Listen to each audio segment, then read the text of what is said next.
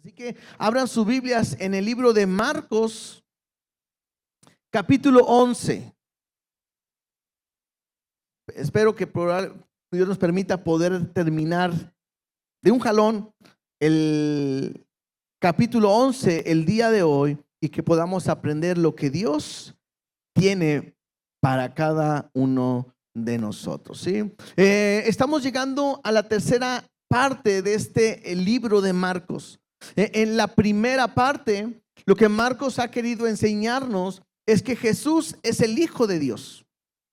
Y eso lo ha tratado a través del pasaje o de este libro, de dejarlo muy en claro que Jesús es el Hijo de Dios. Y lo hemos visto a través de señales, milagros, cosas que Dios ha hecho al multiplicar los panes, a sanar gente, a dar vista a los ciegos. Dios lo ha hecho de una y otra manera para poder estar enseñándonos quién es Jesús. Jesús es el Hijo de Dios, y eso lo vimos en los primeros capítulos.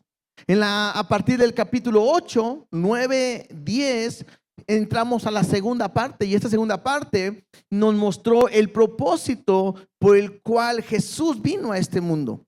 Y tanto así que en 3 ocasiones lo vimos que Jesús les tuvo que decir que era necesario que Él fuera y fuera apresado, que Él iba a morir, que iba a ser rechazado, lo iban a golpear, a azotar, que iba a morir y que al tercer día iba a resucitar. 3 veces Jesús lo ha dicho, les dijo. La última vez Jesús le dijo que iba a ser en Jerusalén, que iba a subir a Jerusalén, que ahí Él iba a entregar su vida por cada uno de nosotros. Tanto así que la semana pasada estuvimos aprendiendo que Jesús dice que Él no vino para ser servido, sino para servir y dar su vida en rescate de muchos. Entonces, todo esto Jesús ha estado mostrando a través de estos últimos capítulos 8, 9 y 10.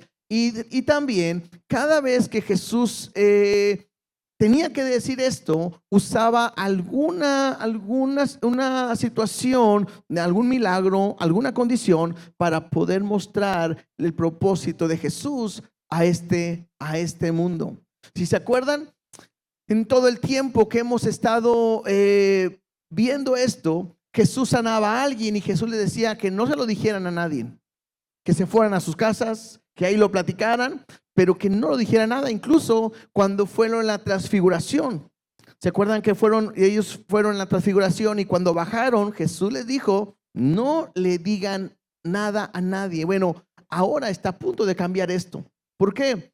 Porque ya Jesús ahora va a hablar públicamente y a demostrar que Él es realmente el Hijo de Dios, el Rey, que ha venido con un propósito de parte de Dios. Por eso hoy veremos la entrada triunfal, lo que hoy estaremos leyendo, lo que de repente se le conoce como el Domingo de Ramos, donde Jesús va a entrar a la ciudad, donde la gente lo va a recibir, donde Él va a pasar una semana cumpliendo todavía algunos propósitos, pero está a una semana de morir, está a una semana de entregar su vida. Y es por eso que vamos en este proceso o en este relato en el día de hoy. Así que, ¿les parece bien si oramos? Y después vamos leyendo lo que Dios nos quiere decir en el capítulo 11 del libro de Marcos. Dios, te damos gracias porque tú eres bueno, porque tú eres fiel. Ayúdanos a entender lo que tú quieres hablarnos en esta mañana a través de esta lectura. Que nuestro corazón, nuestra mente esté abierta para recibir la enseñanza. Que no sea una enseñanza, una lectura más, sino que tu palabra transforme realmente nuestro corazón. Te pedimos que hables a nuestras vidas y nos examines conforme a tu voluntad. En el nombre de Cristo Jesús te doy gracias. Amén y amén. Capítulo 11, versículo 1 dice de esta manera: cuando se acercaban a Jerusalén, junto a Betfagé y a Betania, frente al monte de los olivos, Jesús envió 2 de sus discípulos y les dijo: id a la aldea que está enfrente de vosotros, y luego que entréis a ella, hallaréis un pollino atado en el cual ningún hombre ha montado.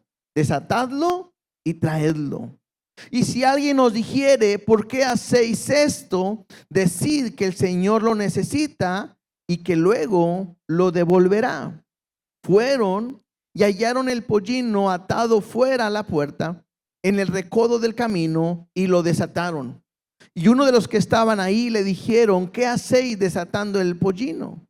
Ellos entonces le dijeron como Jesús había mandado, y lo dejaron. Y trajeron el pollino a Jesús y echaron sobre él sus mantos, y se sentó sobre él. También muchos tendían sus mantos por el camino, y otros cortaban ramas de los árboles y las tendían por el camino. Y los que iban delante y los que venían detrás daban voces diciendo, Hosana, bendito el que viene en el nombre del Señor. Bendito el reino de nuestro padre David que viene, Hosana en las alturas. Y entró Jesús en Jerusalén y en el templo, y habiendo mirado alrededor todas las cosas, como ya anochecía, se fue a Betania con los 12. Esto es la historia o el pasaje que se le conoce como la entrada triunfal.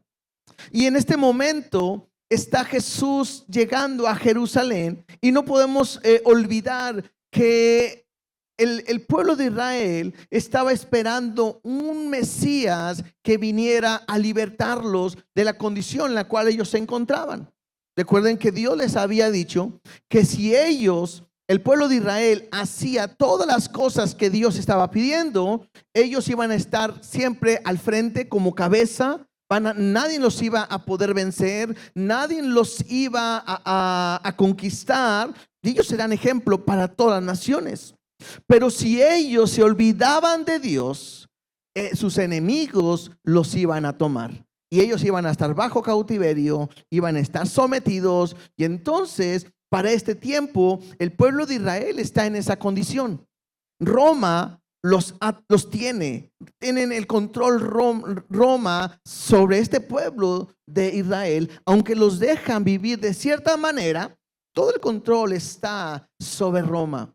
Y entonces los fariseos, los escribas, los encargados de todo la cuestión espiritual, política de la nación, están viendo que Dios pueda traer libertad, y ellos han estado clamando, están buscando que las cosas sucedan. Por eso los fariseos trataban de cumplir todas las cosas, porque ellos creían y pensaban, bueno, si nosotros nos volvemos a Dios, Dios nos va a traer libertad, y con las promesas que Dios traerá un libertador, un Mesías que los iba a ser libres para siempre, donde su reino no tendrá fin. Ellos están esperando ese Mesías.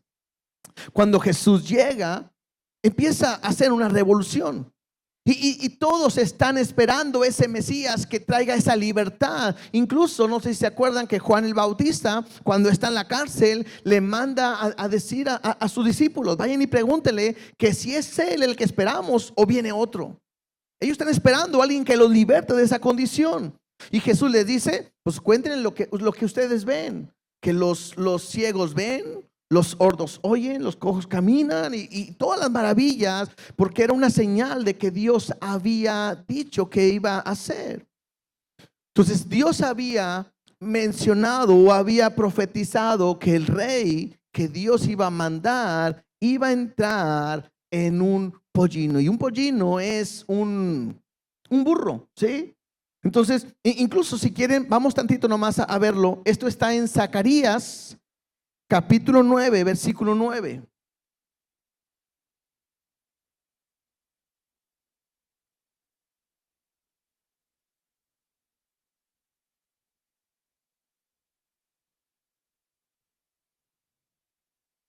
Dice en Zacarías 9:9, dice, alégrate mucho, hija de Sión, da voces de júbilo, hija de Jerusalén. He aquí, tu rey vendrá a ti, justo, salvador, humilde, cabalgando sobre un asno, sobre un pollino, hijo de asna. Entonces, había una profecía que el rey vendría de esta manera. Y es interesante lo que vemos porque Jesús está a punto de entrar y le dice a dos de sus discípulos: vayan y van a entrar a la aldea y van a traerme, van a ver un pollino atado, un burrito atado. Dice, y me lo van a traer. Incluso si les llegan a preguntar qué hacen desatando el burrito, le van a decir ustedes que el Señor lo necesita. Entonces ellos fueron, aconteció como Jesús les está diciendo, le preguntan qué hacen. Es como si de repente, imagínate que el pollino es como tu carro, ¿verdad? Tienes tu carro ahí y de repente alguien lo está abriendo y ¿qué pasó? Si es mi carro, y que le dice, es que el maestro lo necesita. Y dice, bueno, no sabemos cómo Dios le habló, en qué momento se puso de acuerdo con el dueño. De eso no nos dice la Biblia, pero lo que sí vemos es que todo conforme lo que dice se está cumpliendo. Y llega el momento en que le traen el pollino o el burrito a Jesús. Le ponen las mantas, se sienta él sobre el pollino y empieza a entrar en la ciudad, y la gente empieza a tirar sus mantos, empieza a poner hojas de palma, ramas de árboles, y Jesús empieza a entrar. Y era muy común que alguien, un rey, cuando conquistara y para entrar como victorioso, se hacía un gran desfile preparado.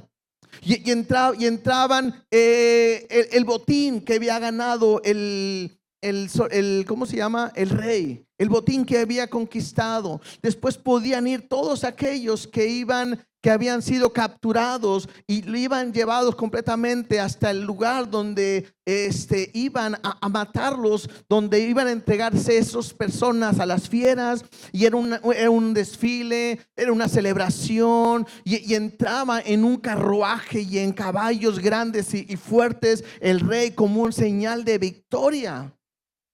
Era algo normal que un rey entrara a esa ciudad como victorioso. Cuando vemos entrar a Jesús, nada que ver con esa idea que el mundo tenía pensado. Llegaba el rey victorioso, el otro, y se hacía una gran fiesta y se esperaba que él proclamara algo que iba a hacer. Pero cuando Jesús entra sobre un pollino, en una muestra como de paz, de nobleza, de una tranquilidad que iba entrando, nada atractivo. Y entonces la gente empezaba a cantar, a alabar a Dios, y decía: Hosana, bendito el que viene en el nombre del Señor. Y esto era algo que estaba en el libro de Salmos. Si gustan, vamos tantito a Salmos, capítulo 118. Y nomás quiero mencionar la alabanza que ellos estaban entonando en el momento en que Jesús iba entrando. Salmo 118, desde el versículo 21. Esto es lo que estaban ellos cantando. Dice: te alabaré porque me has sido y me fuiste por salvación. La piedra que desecharon los edificadores ha venido a ser cabeza del ángulo. Bueno, nosotros sabemos que esa cabeza representa o habla acerca de Jesús. Dice el verso 23: de parte de Jehová es esto, y es cosa maravillosa a nuestros ojos. Este es el día que hizo Jehová, nos gozaremos y alegraremos en él. Oh Jehová, sálvanos. Esta frase de oh Jehová, sálvanos, esto es Hosana, ¿sí? Hosana, ahora te ruego, oh Jehová, que nos hagas prosperar ahora. Y es parte de este capítulo, de esta porción del Salmo, que el pueblo empieza a entonar. Dice el verso 26: bendito el que viene en el nombre de Jehová. Y de una manera profética que estaba en el Salmo, se estaba cumpliendo en este momento, porque era Jesús que está entrando a esta ciudad como el rey que es. Ahora sí, cuando antes pareciera que nadie tenía que darse cuenta porque no era el tiempo, hoy ha llegado el tiempo que la gente se dé cuenta que el rey que Dios ha enviado está entrando. Y que lo que hace la gente, ¿cuál es la gente que está cantándole? Pues la gente que seguía a Jesús. Siempre hemos visto que iba Jesús y una gran multitud le seguía.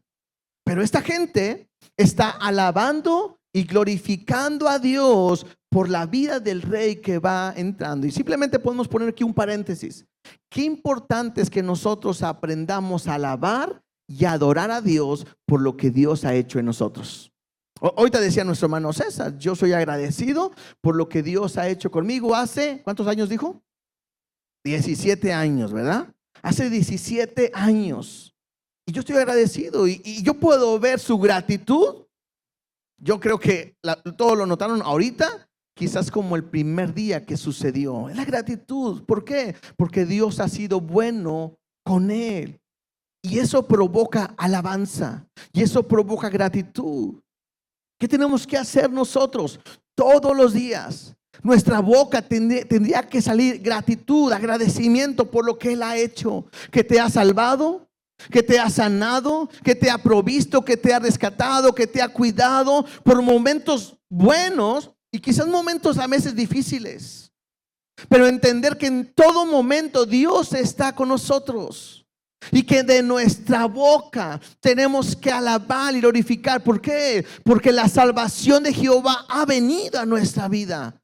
Hosana, hosana, bendito el que viene en el nombre del Señor. Bueno, ese que ha sido enviado hoy está con nosotros. Hoy hemos recibido esa bendición, esa alegría y esa salvación de parte de Dios. ¿Qué tiene que haber en nosotros? Gozo completamente y gratitud. Ahora, interesante, porque si seguimos leyendo, ahí vamos a Marcos, por favor. En el versículo 10 y versículo 11, voy a detenerme tantito porque dice, bendito el reino de nuestro Padre David que viene, hosana en las alturas. O sea, están glorificando a Dios porque Dios está cumpliendo su palabra, porque Dios había prometido y el Hijo ha llegado, del Hijo de David. Pero mira, este es el contraste que yo quiero que veamos. Y entró Jesús en Jerusalén y en el templo, y habiendo mirado alrededor todas las cosas, como ya anochecía, se fue a Betania con los 12. Entonces me hace entender algo. Jesús va en este pollino, va entrando a la ciudad, y cuando va entrando a la ciudad, toda la gente alabando y glorificando. Importante que podamos aprender algo aquí. Esta gente tenía un mal enfoque, una mala perspectiva de lo que Jesús está haciendo.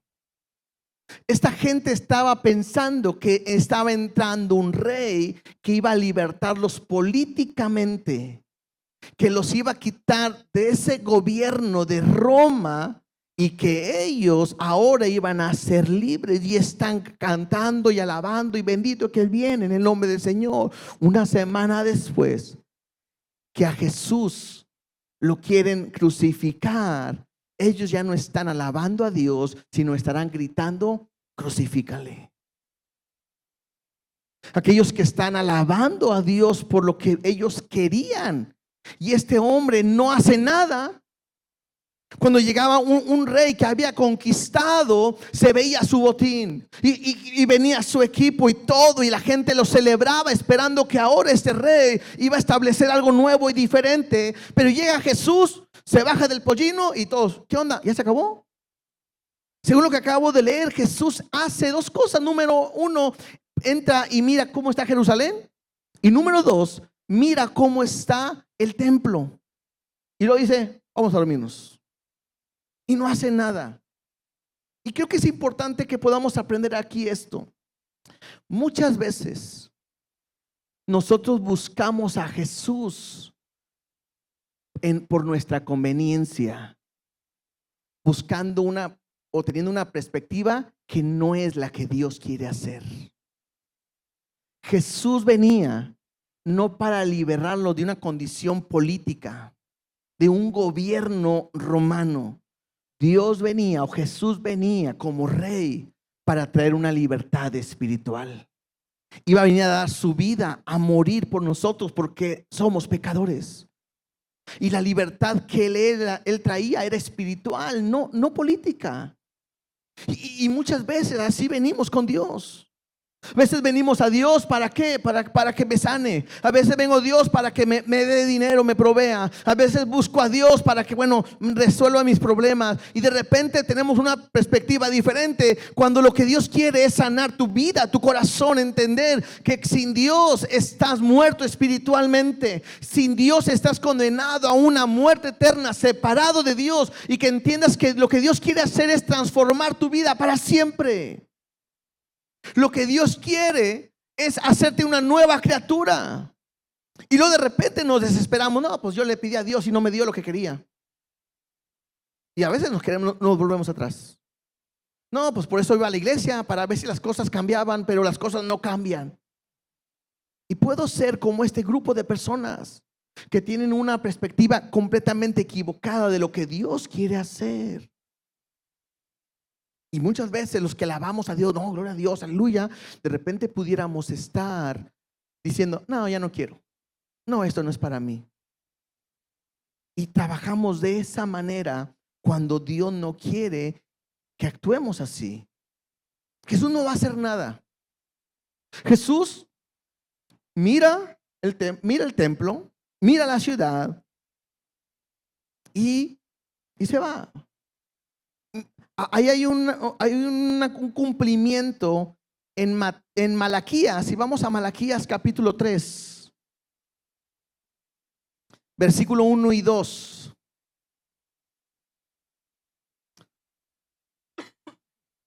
Malaquías 3. Esta es una profecía sobre el Mesías. Y mira lo que dice. He aquí, yo envío mi mensajero, el cual preparará el camino delante de mí. ¿De quién está hablando? De Juan el Bautista, ¿no? ¿Quién es el que iba a preparar, que preparó el camino de Jesús? Juan el Bautista. Entonces, esta es la profecía. He aquí, yo envío mi mensajero, el cual preparará el camino delante de mí. Dice, y mira lo que dice, y vendrá súbitamente a su templo el Señor. Esto es importante porque ahorita vamos a ver Jesús entrando en el templo. Vendrá súbitamente a su templo el Señor a quien vosotros buscáis, y el ángel del pacto a quien deseáis vosotros. He aquí, viene, ha dicho Jehová de los ejércitos. Esta es la profecía. Pero mira lo que continúa diciendo. ¿Y quién podrá soportar el tiempo de su venida? ¿O quién podrá estar en pie cuando Él se manifieste? Porque Él es como fuego purificador y como jabón de lavadores. Y esto es interesante, ¿por qué? Porque la profecía está diciendo que cuando venga el enviado, Él vendrá a purificar, a limpiar la vida de las personas. No está diciendo de una manera política, aunque la segunda venida lo va a hacer. Pero a lo que yo quiero que podamos entender es precisamente Jesús ha venido para limpiar, Jesús ha venido para purificar, y eso es lo que ha hecho en nuestras vidas. Éramos pecadores, nuestra vida está sucia delante de Dios, y lo que Él ha venido ha sido a purificarnos, a transformarnos, a hacernos una nueva criatura. Entonces, otra vez, la perspectiva del pueblo en este momento está equivocado.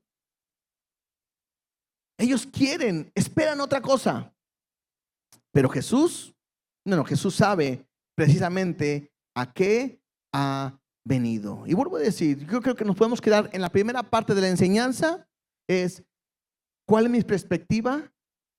O más bien, mi perspectiva de lo que Dios quiere a mi vida, ¿es lo que yo tengo también como perspectiva? Sería un error yo pensar que Dios quiere hacerme otras cosas.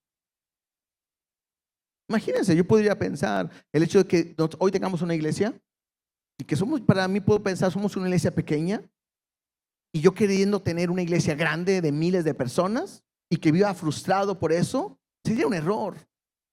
Porque no se trata de lo que yo quiera y lo que yo piense, se trata de lo que Dios tiene preparado para nosotros.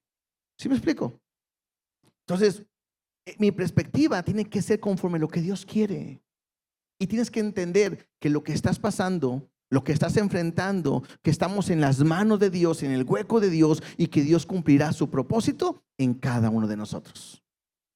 Pero entender qué es lo que Dios quiere.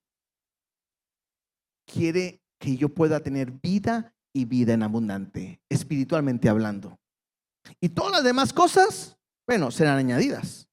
Pero lo más importante que donde Dios quiere trabajar es en tu corazón. Versículo 12, sigamos leyendo. Al día siguiente, cuando salieron de Betania, tuvo hambre.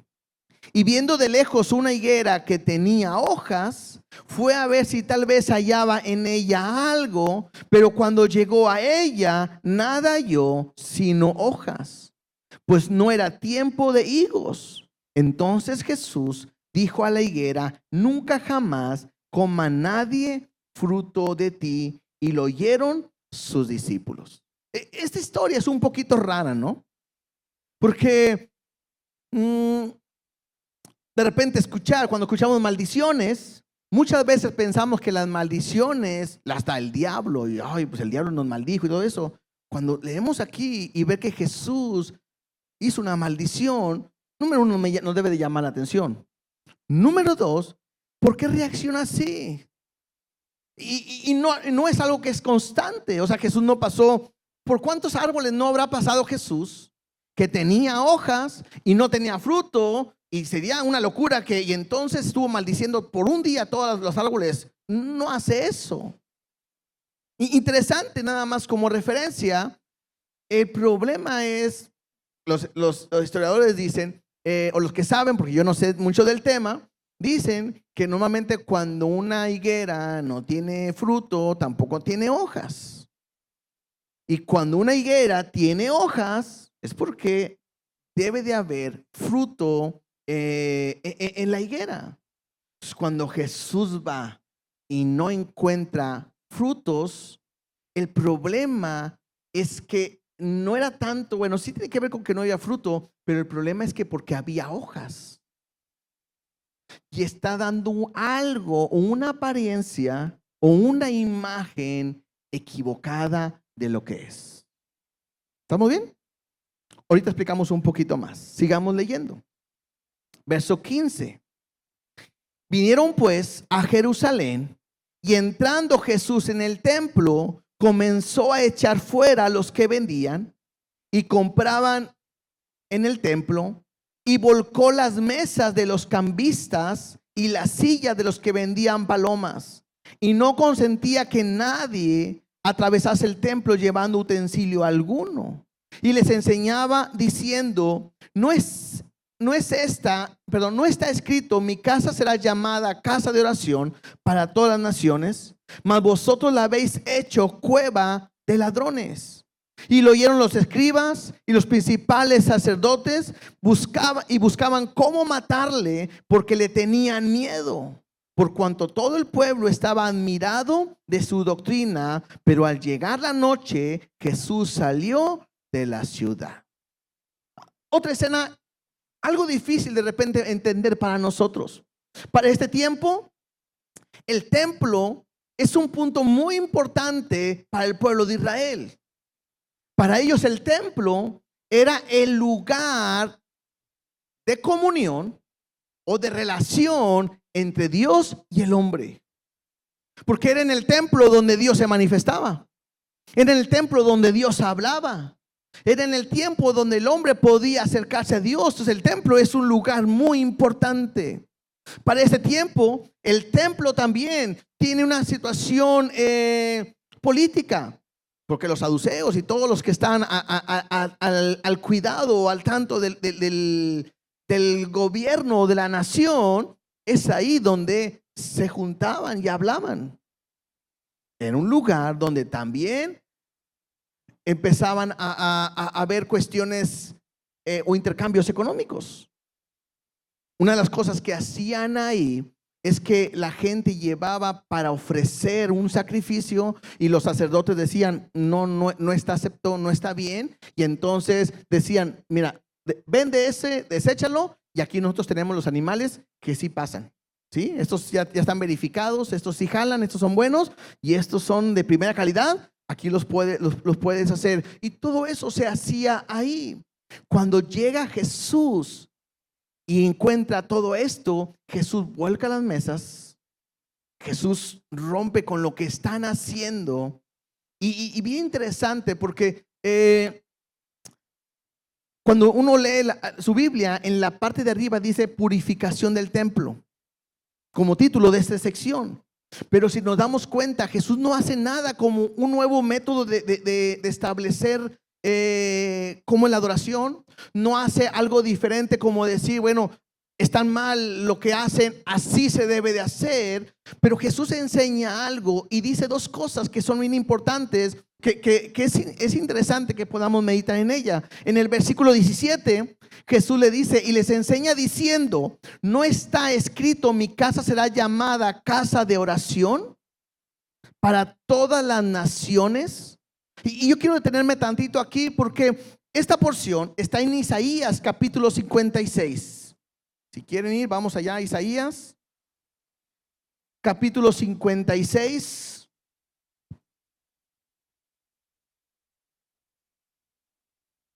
Versículo 7.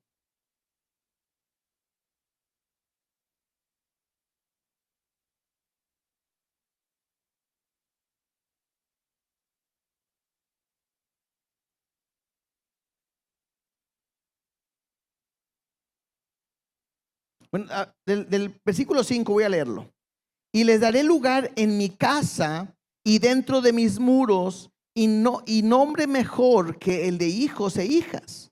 Nombre perpetuo les daré, que nunca perecerá. Y a los hijos de los extranjeros que sigan a Jehová para servirle y que amen el nombre de Jehová para ser sus siervos, y a todos los que guarden el día de reposo para no profanarlo y aprecien mi pacto. Y yo los llevaré en mi santo monte. Eso es interesante también, santo monte. Y los recrearé en mi casa de oración. Sus holocaustos y sus sacrificios serán aceptos sobre mi altar, porque mi casa será llamada casa de oración para todos los pueblos. Esto es interesante, ¿por qué? Porque Dios había prometido que su casa era un lugar donde ya no solamente los judíos, sino aún los extranjeros podían acercarse y podían adorar, orar, y que Dios los iba a aceptar. Para este tiempo, en el tiempo de Jesús, solamente hasta cierta parte entraban los gentiles. Y entonces ellos estaban... lo que Dios quería es que su casa fuera un lugar de oración. Oración tiene que ver con intimidad con Dios, pero un lugar que fuera para todos. Y el problema es que el pueblo de Israel no permitía que todos pudieran entrar. Claro, Dios lo había establecido, pero incluso te das cuenta, si te das cuenta que Jesús, cada persona que él hizo un milagro y lo sanó, muchos de ellos eran personas que no podían entrar al templo porque estaban ciegos, estaban cojos, estaban enfermos, eran impuros, tenían lepra, estaban endemoniados. Y lo que hace Jesús es venir a romper con algo que está establecido. Y Jesús lo que quiere hacer es decir: mi casa será llamada casa de oración, y de una manera simbólica. Algunos llegan a decir, algunos profetas, cuando profetizaban, actuaban la profecía, ¿sí? Así como cuando de repente a Saúl rasga el manto de Samuel, y Samuel voltea y dice: bueno, así como has rasgado, así Jehová ha rasgado tu reino, y todo lo demás, ¿no? Entonces, de repente, de una manera visual, pareciera que Jesús está volteando las mesas, rompiendo todo lo que hay en el templo, para decir: mi casa es una casa que será casa de oración, pero abierta a todas las naciones. En Marcos, la segunda parte de este versículo 17 dice: mas vosotros la habéis hecho cueva de ladrones. ¿Se acuerdan de eso? Bueno, esa porción ahora está en Jeremías capítulo 7. Vamos tantito para allá. Yo sé que me estoy moviendo mucho de un lugar a otro, pero creo que es interesante que podamos aprender esto. Jeremías capítulo 7.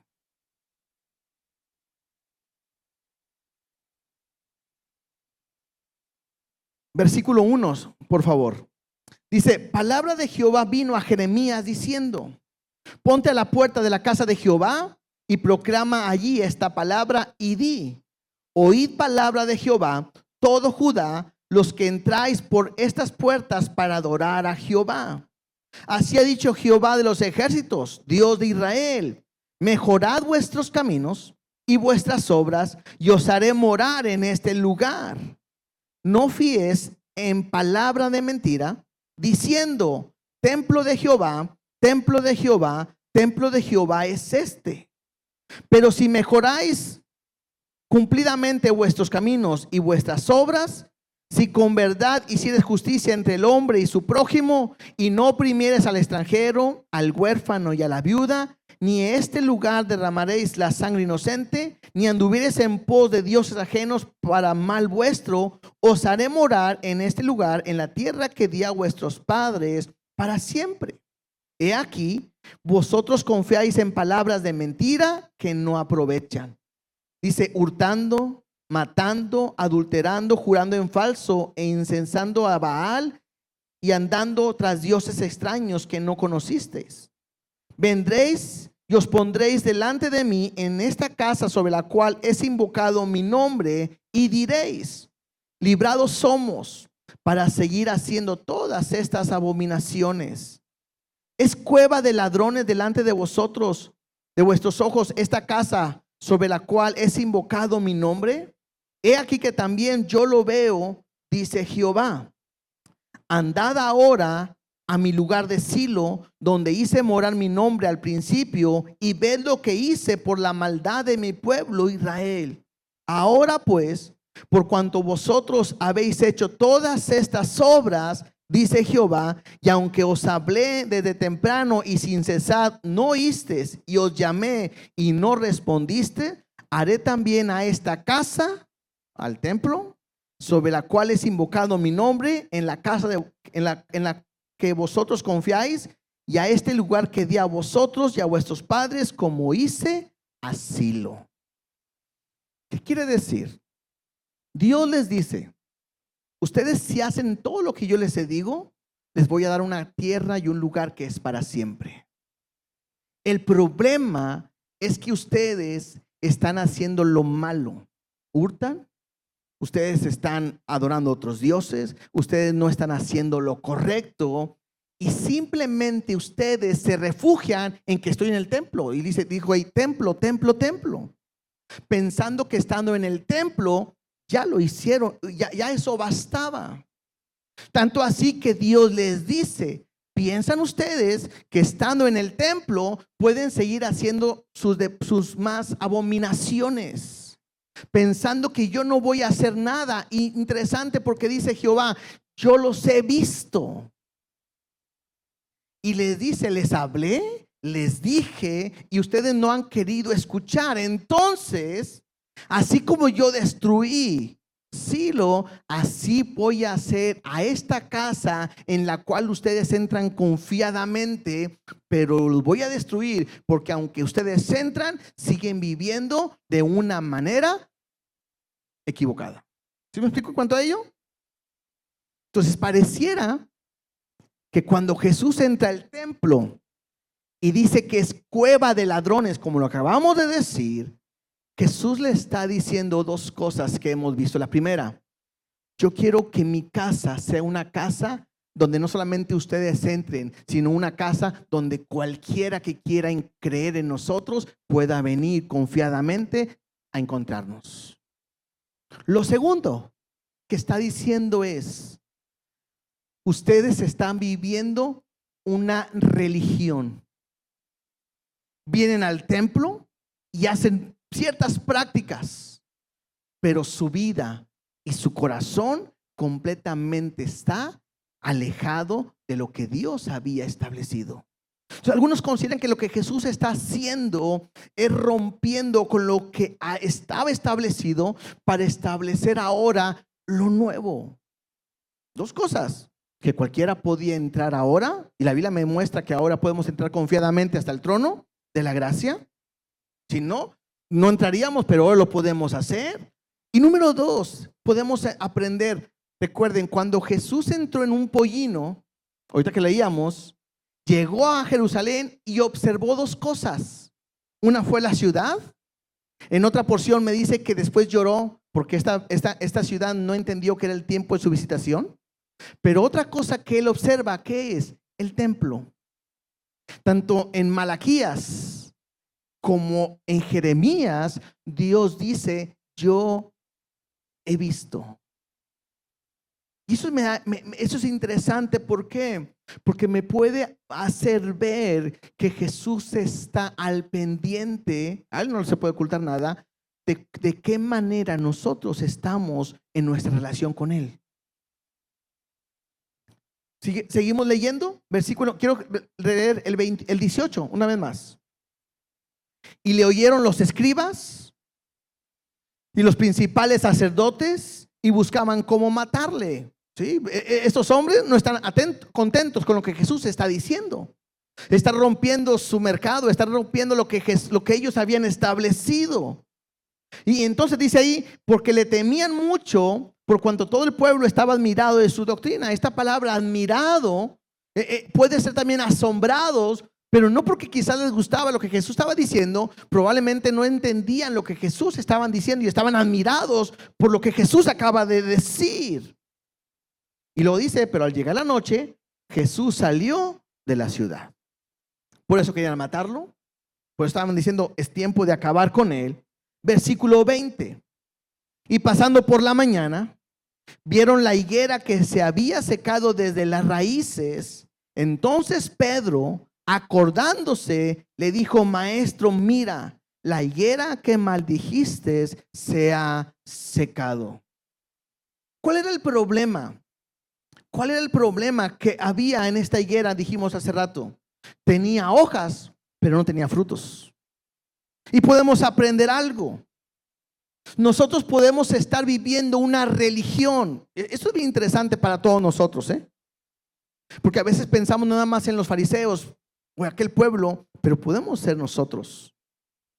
Podemos ser nosotros como esta nación que estaba en el templo, pero que no estaban haciendo lo que Dios había establecido.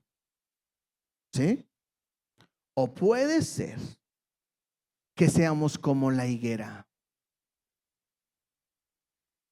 que aparentamos, tenemos hojas y aparentamos ser cristianos, pero no tenemos frutos de cristianos.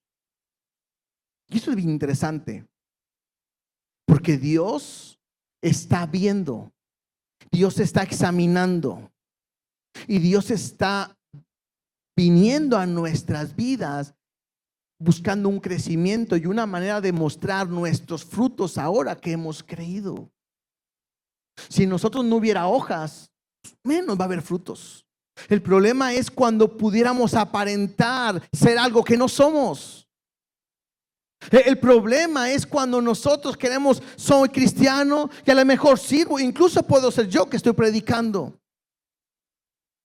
Y aparentemente puedo tener hoja. Mira cómo está en el discipulado. Mira, ya terminó Navegantes. Mira, está mal la iglesia. Pero su apariencia es que es cristiano. Su apariencia es que tiene hojas. Pero por dentro, su corazón, su vida, no produce frutos. Y como paréntesis, frutos no es ganar almas. Frutos es que nosotros podamos reflejar a Cristo a través de nuestra vida. Eso es. Y cada uno de nosotros somos responsables de saber cómo estamos. ¿Por qué? Porque me tiene que llamar la atención cómo Jesús maldijo la higuera por aparentar algo que no es. Entonces, tiene que ver mucho con el pueblo de Israel. Ellos vivían una religiosidad. Y cuando viene Jesús a establecer, ellos no lo van a aceptar. Entonces salen, Pedro ve la higuera y se acuerda, Señor, mira la higuera que maldijiste, se ha secado. Y interesante lo que Jesús responde ahora, porque Jesús no le dice, no responde nada conforme a lo de la higuera, sino dice, respondiendo Jesús le dijo, tened fe en Dios. Porque de cierto os digo que cualquiera que dijera a este monte, quítate y échate en el mar, y no dudar en su corazón, sino que creyere que será hecho lo que dice, lo que diga le será hecho. Por tanto os digo que todo lo que pidiereis orando, creed que lo recibiréis y os vendrá. Y cuando estéis orando, perdonad si tenéis algo contra alguno, para que también vuestro Padre que está en los cielos os perdone a vosotros vuestras ofensas. Porque si vosotros no perdonáis, tampoco vuestro Padre que está en los cielos os perdonará vuestras ofensas. Eso es bien interesante, porque Jesús acaba de entrar al templo y ha cambiado, ha tumbado las mesas, las monedas, todo, tratando de decir, esta casa no es lo que el Padre ha querido, porque el Padre quiere que todos entren. Esta casa es cueva de ladrones, porque aunque entran, siguen viviendo en su pecado y en su maldad. Ahora Jesús sale y pareciera que al estar diciendo esto, Jesús está estableciendo tres cosas importantes ahora en el nuevo templo. Porque Jesús más adelante va a decir, el templo lo va a destruir y en 3 días lo voy a levantar. Y probablemente Jesús está hablando, está hablando de sí mismo, pero lo mismo está hablando ahora, porque ahora el templo, ¿quién es? Es Jesús. Recuerden que les dije, para ellos el templo era la manera en el intermediario entre Dios y el hombre. Ahora el templo es Jesús, porque todos podemos llegar a Jesús a través de quién. Perdón, a Dios a través de quién. De Jesús. Se convierte en el templo. Y Jesús nos da 3 cosas que establece el día de hoy. La primera es fe. ¿Qué tenemos que tener? Fe, creer y confiar en Dios. Lo segundo que es oración. Por eso el siguiente versículo dice, por tanto, si tú crees en Él, todo lo que pidieres al Padre orando. Y la tercera cosa que Jesús enseña es reconciliación. Y dice, y perdonad, así como Dios ha perdonado nuestra vida. Y creo que esas 3 cosas podemos aprenderlas el día de hoy en nuestra vida diaria. Porque si algo hoy nosotros tenemos que entender es que siendo Jesús el templo, y qué bueno que Jesús es el templo, si no tendríamos que ir a un lugar para levantar una ofrenda o algo. Siendo Jesús el templo, yo tengo que aprender, número 1, a tener mi fe en Él, creer en Él. Número 2, necesito orar. Orar significa una relación íntima con Dios. Y número 3, debo perdonar. Yo debo de perdonar. Así como Dios ha perdonado nuestra vida. Y puedo entender algo. Jesús cambió el enfoque completamente de lo que era el templo en aquel tiempo a lo que es ahora. Porque hoy podemos creer en Él, podemos acercarnos orando y podemos acercarnos para pedir perdón y perdonar a aquellos que nos han ofendido. Jesús está hablando de esta manera. Y versículo 27, para terminar esta sección, dice, y volvieron entonces a Jerusalén, y andando él por el templo, vinieron a él los principales sacerdotes y los escribas y los ancianos, y le dijeron, ¿con qué autoridad haces estas cosas? ¿Y quién te dio autoridad para hacer estas cosas? Esta pregunta es correcta. Si alguien estaba encargado de que las cosas se hicieran como debería de ser, precisamente eran los sacerdotes, los principales, fariseos. Ellos eran los responsables. Cuando ven a Jesús entrar al templo y voltear y cambiar, ellos están asustados. Ellos no entienden lo que Jesús les está explicando. Y entonces, ¿qué es lo que hacen? Van y lo van a confrontar. Porque Jesús, ¿dónde está? Una vez más en el templo. Jesús está ahí y lo que hace ellos simplemente es decir, a ver, ¿con qué autoridad haces lo que estás haciendo? ¿Y quién te dio esa autoridad? Y mira lo que Jesús responde.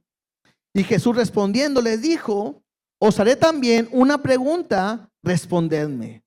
Y os diré con qué autoridad hago estas cosas. ¿El bautismo de Juan era del cielo o de los hombres? Respondedme. Interesante que porque Jesús está siendo confrontado y Jesús le dice, ok, te voy a contestar. ¿Con qué autoridad? Pero lo primero que quiero que tú me digas es si el bautismo de Juan era de Dios o era del cielo, ¿verdad? Dice, o de los hombres o no era de Dios. Si tú me respondes, yo te voy a decir con qué autoridad hago las cosas. Entonces, verso 31, ellos discutían entre sí diciendo, si decimos del cielo, dirá, ¿por qué pues no lo creíste? Y si decimos de los hombres, pero temían al pueblo, pues todos tenían a Juan como un verdadero profeta. Entonces que había un problema para ellos. Si ellos decían, creemos que lo de Juan era del cielo, Jesús les va a decir, ¿y por qué no creyeron? Es más, que Juan les dijo que yo era el Cordero del Dios. Entonces ellos se quedan callados y dicen, mejor no contestamos. Y dice, bueno, y si decimos que es de los hombres, la gente sabía que Juan era un mensajero de Dios y la gente se iba a levantar en contra de ellos. Y estos hombres están viviendo una religión. A ellos no les interesa estar bien con Dios, les interesa estar bien con la gente. Seguir teniendo su control, su poder, su autoridad, su dominio. Y entonces, así que respondiendo dijeron a Jesús, no sabemos. Y entonces respondiendo Jesús les dijo, tampoco yo os digo con qué autoridad hago estas cosas. Interesante todo este capítulo. Jesús está a punto ya de ser entregado, pero da una gran enseñanza acerca de lo que ahora es el templo. Pero yo quisiera terminar con estos dos puntos de vista o dos aplicaciones, retomando simplemente como la aplicación. La primera, puede ser que el día de hoy tú tengas una perspectiva equivocada de lo que Dios realmente es y lo que quiere hacer con nosotros. A lo mejor tú eres alguien de los que le dijeron, ¿tienes problemas? Ven a Jesús y se te acabarán los problemas. Y ese es un error. A lo mejor eres alguien que dijeron, está enfermo tu familiar, estás enfermo tú, vente. Porque si vienes, Dios te va a sanar. Y tienes tanto tiempo y no has sanado, o a lo mejor hasta el familiar falleció. Y no quiere decir que Dios no pueda hacer milagros. Pero yo creo que entiendas algo, que entendamos algo, hermanos. Dios no nos ha llamado a la iglesia o a Él ni para hacernos ricos, ni para traer sanidad física,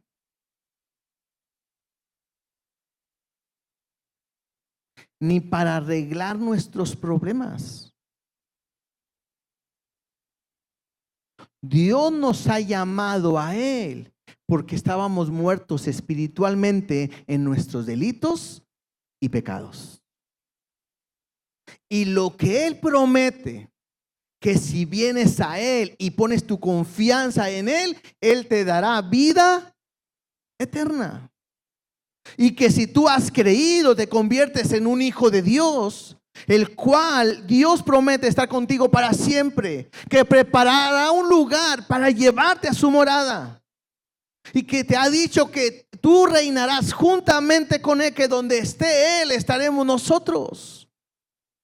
Y nos ha prometido un lugar donde no habrá más llanto, ni más tristeza, ni más dolor. Eso es lo que Dios ha prometido. Pero no es en este mundo. Jesús les dice, no hagas tesoros en esta tierra. Que Dios nos dice, ustedes no pertenecen a este mundo, son extranjeros. Nuestra ciudadanía, nuestro lugar está en los cielos. No hagas tesoros. van a tener aflicciones, pero no te preocupes, yo estoy contigo porque yo he vencido al mundo. Yo no puedo tener una mala perspectiva de Jesús equivocada, pensando que aquí vas a ser rico, vas a ser millonario, vas a tener de todo, vas a poseer, vas a conquistar, a Dios no ha establecido eso. Hay iglesias donde hablan de que como Él es el rey, tenemos que reinar juntamente con Él aquí. Sí, pero no es el tiempo, no es el momento, no es el lugar. Dios nos va a traer con Él y Él reinará y nosotros con Él. Pero ahorita no es el momento, no es el tiempo. Cuidado cuando tu mirada y tu enfoque está equivocado. Y dos, cuidado si eres como esta higuera que solamente tienes hojas, que solamente aparenta ser algo y no tienes. Porque en esta historia yo veo cómo Dios desprecia el engaño, la falsedad, el ser hipócrita. Porque estamos hablando de alguien que aparenta tener algo que no tiene. Y eso es importante para todos nosotros. Por eso la Biblia me llega a decir, no todo aquel que me dice Señor, Señor entrará al reino de los cielos, sino el que hace la voluntad de mi Padre. Y le van a decir, en tu nombre echamos fuera demonios, en tu nombre profetizamos, en tu nombre. Y Jesús le va a decir, y yo te diré, nunca te conocí, apartados de mí, hacedores de maldad. Hay una historia del trigo y la cizaña. Crecen juntas, se parecen. Por eso Jesús dice, no arranques antes de tiempo. ¿Por qué? Porque se parecen, son igualitas. No vaya a ser que queriendo sacar la cizaña te lleves también el trigo. Deja que crezcan juntos. Pero llegará un día donde uno va a dar ¿qué? Fruto. Y el otro, ahí será el momento en el que dirán, córtalas. Vas a ver la diferencia entre quien tiene fruto y quien no tiene fruto. Entonces, yo creo que vean de esta manera. Dios nos está llamando la atención. Nosotros no somos nadie para estar apuntando, mira, ahí va una higuera sin fruto. No somos nadie. Pero el que sí lo ve todo, el que lo examina y el que ha venido para purificarnos es Dios. Hoy decides a qué templo quieres acercarte. Hay un templo. Dinero, política, todo como el anterior, fuera de Dios. Un templo que es Cristo, en el cual me acerca a Dios y puedo entrar confiadamente a su presencia. Un templo que te pide que tengas fe, que tengas una intimidad para que ores y que aprendas a perdonar la ofensa de cualquiera que te ha lastimado. Creo que se parece mucho a la ley, ¿no? De Jesús. La ley de Jesús dice, amarás a Dios sobre todas las cosas. Y la segunda es, y amarás a tu prójimo como a ti mismo. Así como Cristo te amó, así, de esa manera. Habla de perdón. Entonces, hoy Dios quiere que nosotros podamos vivir de una manera diferente.